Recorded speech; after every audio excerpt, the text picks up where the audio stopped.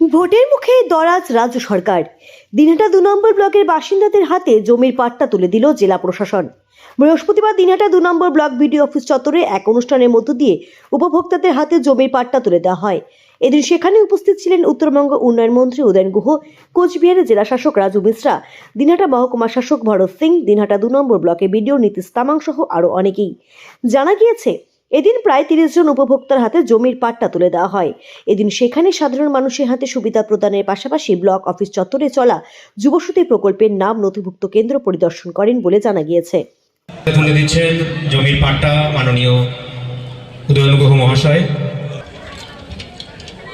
বিপ্লব বর্মন, বাসুদেব বর্মন বাবার নাম, সমষ্টি উন্নয়ন আধিকারিক নীতিশ তামাং স্যার।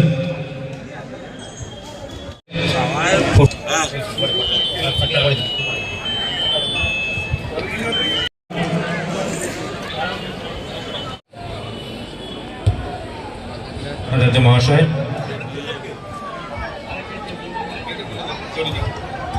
জরিনা বিবি, অন্যান্য জনপ্রতিনিধিরা আমার সামনে উপস্থিত, সবাইকে শুভেচ্ছা নমস্কার সালাম জানিয়ে এ কথাটা আনন্দের জিপি অফিসগুলো বা অন্য ক্ষেত্রে মানুষের ভিড় দেখা যাচ্ছে যে ভোটার তালিকা সংশোধনের এমন একটা পরিস্থিতি তৈরি করা হয়েছে যে প্রত্যেকটা মানুষকে গিয়ে হয় লাইনে দাঁড়াতে হচ্ছে, না হলে ফর্ম ফিল আপ করতে হচ্ছে।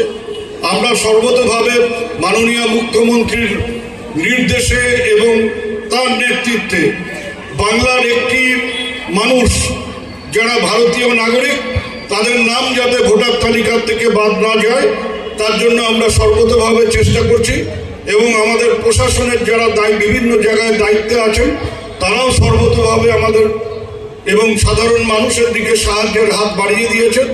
আপনারা এই কাজগুলোকে সুষ্ঠুভাবে করবেন, এই ক্যাম্প চালানোর ক্ষেত্রে সহায়তা করবেন এবং আগামী দিনে আমাদের রাজ্যের মাননীয় মুখ্যমন্ত্রী মমতা বন্দ্যোপাধ্যায়ের হাতকে শক্তিশালী করে আপনার যে অধিকার, আপনার যে দাবি, সেটাকে আরো শক্তিশালী করে তুলবেন।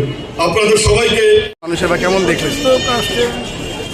মহিলাদেরও 21 থেকে 25 অর্থাৎ যতক্ষণ না লক্ষ্মীর ভাণ্ডার শুরু হচ্ছে তারাও এখানে করতে পারবে। এই যে সহায়তা আর কি, যতক্ষণ না কর্মসংস্থান হচ্ছে সরকার তার পাশে থেকে এই ব্যাপারে সাহায্য করছে আর কি। তুমি দরখাস্ত করো, তুমি ইন্টারভিউ দাও, চাকরির চেষ্টা করো, এই সময়টুকু তোমাকে একটা মেন্টাল সাপোর্ট, ফিনান্সিয়াল সাপোর্ট সেটা সরকার দিচ্ছে।